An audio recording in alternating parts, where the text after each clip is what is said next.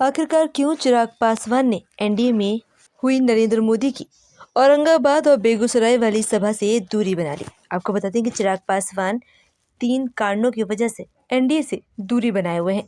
पहला कारण है कि नीतीश कुमार की अचानक से एनडीए में एंट्री, क्योंकि 2020 से ही चिराग पासवान लगातार नीतीश विरोधी की राजनीति कर रहे हैं। ऐसे में जब से नीतीश कुमार की एनडीए में दोबारा वापसी हुई है, चिराग पासवान के लिए एनडीए में रहना अनकंफर्टेबल हो गया है।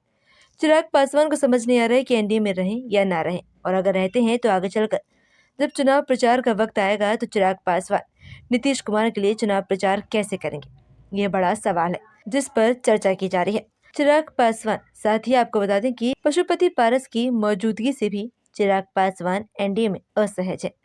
चिराग पासवान अब पशुपति पारस में 36 का आंकड़ा है।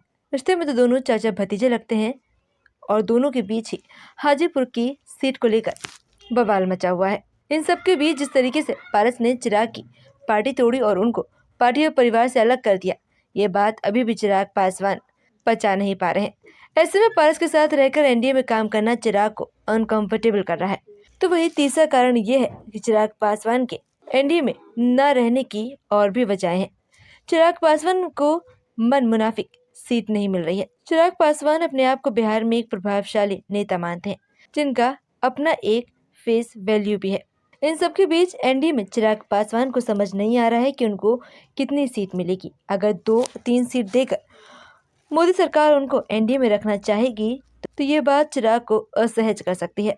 अब देखना यह है कि चिराग पासवान एनडीए में रुकते हैं या नहीं।